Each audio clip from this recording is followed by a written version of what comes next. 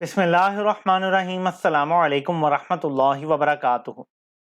عمران خان پہ ایک جعلی قتل کی جو ایف آئی آر درج ہوئی ہے اس میں عمران خان کے وارنٹ گرفتاری جاری کر دیے گئے ہیں، جبکہ عمران خان نے اسلام آباد ہائی کورٹ سے راہداری ضمانت لی ہوئی ہے۔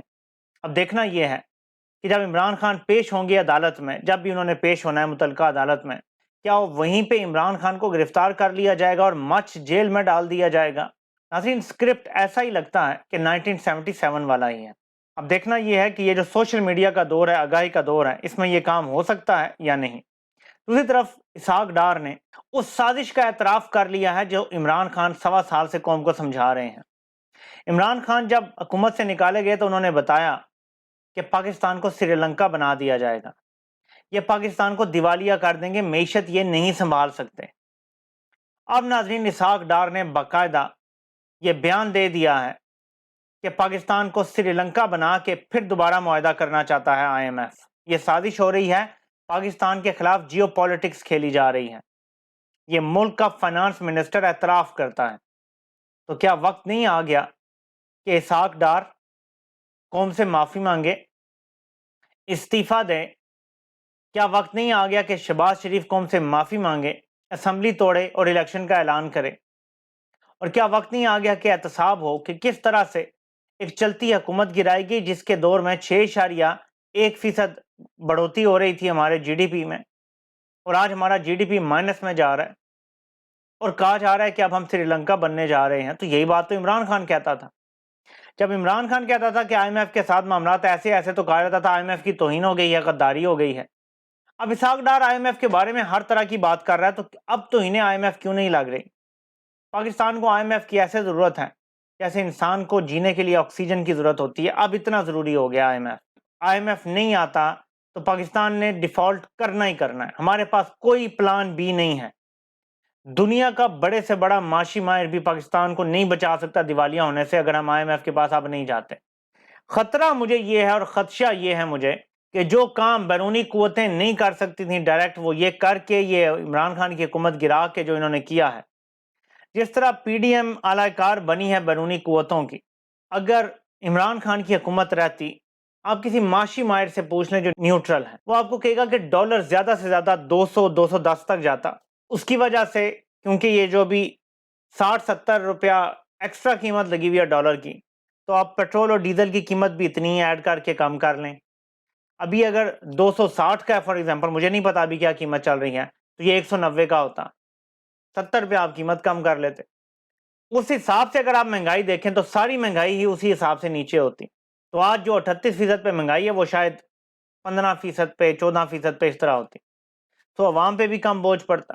پھر روس سے جو تیل لینے کا یہ کہہ رہے تھے ہم لے ہی نہیں سکتے، جب روس 40% سستا دے رہا تھا تب انہوں نے نہیں لیا، اب لے رہے ہیں، اور وہ بھی گھما پھرا کے جب لائے ہیں تو ہمیں اس کا کوئی فائدہ نہیں، کیونکہ آج اسحاق ڈار نے اعلان کیا ہے کہ پیٹرول ڈیزل کی قیمت میں کوئی کمی نہیں کی جا رہی۔ روس کا تیل آ گیا، سنا تھا، تو قیمت تو کم ہونی چاہیے تھی، لیکن ایک تو اتنا آیا نہیں ہے ابھی، نمبر دو قیمت میں اب اتنا فرق نہیں ہے کہ کوئی واضح طور پہ کمی کی جا سکے، تو ایک سال یہ بھی ضائع کیا گیا، یعنی اوور آل معیشت کو ڈبویا گیا، صرف اس طرح سے بھی، مہنگائی کر کے بھی، اور صرف اوورسیز پاکستانیوں کی ریمیٹنسز میں تقریباً 4 سے 6 ارب ڈالر کا ایک ایسٹیمیٹ ہے کہ کمی آ گئی ہے۔ یہ 4 سے 6 ارب ڈالر اگر ہوتے تو پاکستان میں ڈالر اور مستحکم ہوتا۔ غور کریں کہ جب ڈالر ہوتے ہیں آپ کے ذخائر، جو دیوالیہ ہونے کا خطرہ ہوتا ہے وہ نہیں ہوتا، ڈالر مستحکم رہتا ہے۔ اسٹیٹ بینک کے پاس ڈالر موجود ہوتے ہیں تو مارکیٹ سٹیبل رہتی ہیں، تو 9 ارب ڈالر تو تقریباً 9 سے 10 ارب ڈالر یوں ہونا تھا، لیکن جو انہوں نے آئی ایم ایف کا پروگرام خراب کر کے زر مبادلہ کے ذخائر ضائع کیے ہیں، وہ بھی 5 سے 7 ارب ڈالر کے ہیں۔ وہ بھی اگر ہوتے تو پاکستان اس ٹائم سٹیبل صورتحال میں ہوتا، یعنی آپ رف ایسٹیمیٹ کر لیں تو 14-15 ارب ڈالر کے زر مبادلہ کے ذخائر اسٹیٹ بینک میں ہونے تھے اگر عمران خان کی حکومت چل رہی ہوتی، اور تقریباً 5 سے 6 ارب ڈالر کے ہمارے پرائیویٹ بینکوں میں ہوتے۔ اس دوران جو روشن ڈیجیٹل اکاؤنٹ ہے جس سے پیسہ بائی دا وے لوگ اب نکال رہے ہیں، اس میں بھی ہر سال اضافہ ہی ہونا تھا، تو اس سال مزید اس میں پیسے نہیں آنا تھا، کم از کم 1 ارب ڈالر مزید ایڈ کر لیں آپ ان ساری چیزوں میں۔ ہم نے اپنا اتنا نقصان کیا، اور اب عمران خان جو بات رجیم چینج کے وقت کر رہے تھے کہ ملک کو سری لنکا بنایا جا رہا ہے، بالآخر پی ڈی ایم حکومت کے وزیر خزانہ نے بھی تسلیم کر لیا کہ ہاں پاکستان کو سری لنکا ہی بنایا جا رہا ہے۔ جہاں ایک طرف سری لنکا پاکستان کو بنایا جا رہا ہے، وہاں انوکھے لاڈلے نے نئی ڈیمانڈ رکھتی ہیں کہ پاکستان تو میں آؤں گا، لیکن تب آؤں گا جب مجھ سے معافی مانگی جائے جن لوگوں نے مجھے سزا دی یا جن لوگوں نے کوئی بھی کردار ادا کیا۔ اب سمجھ آتا ہے کہ کن کا ذکر کیا جائے گا۔ اس وقت جب نواز شریف کو سزا ہوئی تو ڈی جی ISI نوید مختار تھے۔ آپ کو پتا ہے کہ وہ نواز شریف کے رشتہ دار ہیں، دور کے اسے لیکن رشتہ دار ہیں۔ کیا وجہ ہے کہ نواز شریف کبھی بھی ان کا نام نہیں لیتے، جبکہ ان کے نیچے جو اس ٹائم DGC تھے وہ تھے جنرل فیض حمید، نواز شریف صرف ان کا نام لیتے ہیں؟ کیا وجہ ہے؟ کیا یہ ہو سکتا ہے کہ DGC اپنے DGI کے حکم کے بغیر کوئی کام کر رہا ہو، یا اس سے چھپ کے کوئی پیرالل ایجنسی چلا رہا ہو؟ یہ ہو سکتا ہے؟ ایسا سسٹم ہی نہیں ہے بھائی، ادارے میں ایک پورا سسٹم چلتا ہے، لیکن نواز شریف کبھی بھی نام نہیں لیتے۔ اچھا یہ ہو سکتا ہے کہ اس وقت کے آرمی چیف کوئی بات کریں اور نیچے بیٹھا DGC کوئی اور کر رہا ہو؟ یہ ہو سکتا ہے؟ اس کا مطلب ہے کہ آرڈر سے اوپر سے تھا، اگر آپ نے الزام دینا ہے تو دو لوگوں پہ الزام آتا ہے، آرمی چیف پہ اور اس وقت کے DG ISI پہ۔ لیکن نواز شریف ان کا نام نہیں لے رہے، کہہ رہے ہیں جی جنرل فیض حمید جو ہے وہ پریس کانفرنس کر کے کہیں جی کہ ہم نے یہ غلط کیا تھا، میاں صاحب سے ہم معافی مانگتے ہیں۔ پھر ان کی امید یہ ہے کہ کوئی ثاقب نثار صاحب کو بھی بلیک میل کیا جائے یا ایک دو اور ججوں کو، اور ان سے بھی پریس کانفرنس کروا دی جائے کہ جی ہم نے غلط سزا دے دی تھی نواز شریف کو۔ پھر نواز شریف ایک فاتح کی طرح واپس آئے پاکستان اور کہے جی میرے ساتھ زیادتی ہوئی تھی، میں اگر رہتا تو بس پاکستان نے آج ترقی کر جانی تھی، تو اب واپس اقتدار مجھے دیا جائے۔ نواز شریف کی بنیادی طور پہ تو خواہش یہ ہے کہ لا کے مجھے سیدھا سیدھا بٹھا دیا جائے وزارت عظمیٰ کی کرسی پہ، لیکن یہ تو شاید پریکٹیکل نہیں ہے اس طرح سے، تو کم از کم یہ کروایا جائے، کیونکہ یہ جب ہو جائے گا تو نواز شریف کو بیانیہ مل جائے گا کہ عمران خان کے پروجیکٹ کو لانچ کرنے کے لیے مجھے غلط سزائیں دی گئیں اور اب میں واپس آ گیا اور میں ملک کو ٹھیک کر لوں گا، تو نواز شریف کو بیانیہ چاہیے۔ کیونکہ گراؤنڈ میں جو انہوں نے سرویز کروائے ہیں نا، پرائیویٹلی بھی کروائے ہیں، نون لیگ والوں نے بھی کرائے ہیں، پیپلز پارٹی بھی کروا رہی ہے، باقی بھی ادارے کرواتے ہیں، سب سرویز میں جس کی سب سے کم اس ٹائم پاپولیرٹی آ رہی ہے نا وہ اب نون لیگ ہے۔ نون لیگ کی پاپولیرٹی اتنی نیچے چلی گئی ہے، میں پنجاب کی بات کر رہا ہوں، کہ کبھی تاریخ میں نہیں تھی اتنی کم۔ جب سے نون لیگ بنی ہے نا تب سے لے کر اب تک پاپولیرٹی اگر پنجاب میں دیکھی جائے تو کبھی بھی نون لیگ کی اتنی نیچے نہیں تھی، اور عمران خان کی پاپولیرٹی پنجاب میں تاریخ کی بلند ترین سطح پر ہے۔ نواز شریف کو پتا ہے کہ مقابلہ کرنا اس طرح بہت مشکل ہے، تو کوئی نہ کوئی جگاڑ کرنا پڑے گا، اور اس لیے وہ یہ کام کر رہے ہیں۔ اب دیکھنا یہ کہ نواز شریف کے پاس ایسی کیا کمزوری ہے کہ وہ کسی سابق عہدیدار کو مجبور کر سکیں کہ وہ آگے پریس کانفرنس کر دے، کیونکہ ہمیں تو یہی بتایا گیا تھا کہ فیض کے پاس تو بڑی آڈیوز ہیں، ویڈیوز ہیں، وہ تو کسی کو بھی بلیک میل کر سکتا ہے، اس کے پاس سب کی کمزوریاں ہیں، تو نواز شریف اتنا رسک کیسے لے رہا ہے یہ مطالبہ کر کے؟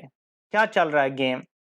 دیکھیں کوئی کسی کا سگا نہیں ہوتا، یہ بڑی روتھلیس گیم ہے، یہ ذرا ذہن میں رکھ لیں۔ واٹ اف وہاں بھی ڈیل ہو جائے، کیونکہ آپ کو یاد ہے نواز شریف نے جب گالیاں دی تھیں گجرانوالہ کی تقریر کر کے، غدار کہا تھا، آئین شکن کہا تھا، نام لیے تھے لوگوں کے، آپ کو پتا ہے کہ اس کے بعد ایک پریس کانفرنس ہوئی تھی اور وہاں پہ کسی صحافی نے پوچھا تھا کہ آپ اس کا رد عمل دیں گے، تو وہاں سے جواب آیا تھا کہ رد عمل دینے کے لیے حکومت موجود ہے۔ کوئی رد عمل نہیں دیا گیا تھا نواز شریف کی تقریر کا۔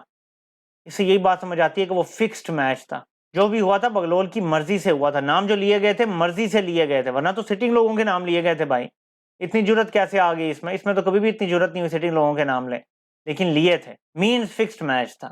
تو اب بھی ہو سکتا ہے کوئی میچ فکس کر لیا جائے۔ دیکھیں پیسے کی کمی تو نہیں ہے نا گاڈ فادر کے پاس، وہ تو دوبارہ اقتدار پہ قبضے کرنے کے لیے شاید اربوں ڈالر بھی خرچ کرنے کے لیے تیار ہو جائے، دنیا کے کسی بینک میں دینے کے لیے تیار ہو جائے۔ یہ تو اس طرح کے لوگ ہیں۔ تو یہ جو گیم ڈالی جا رہی ہے، میں یہ سمجھتا ہوں کہ اگر تو پریس کانفرنس ایسی کوئی ہو جاتی ہے تو پاکستان کے سسٹم کا اللہ حافظ ہے پھر، کیونکہ اگر نواز شریف نے بھی کرپشن نہیں کی، زرداری نے بھی نہیں کی، شہباز نے بھی نہیں کی، تو پھر پاکستان کا یہ حال کیسے ہو گیا ہے؟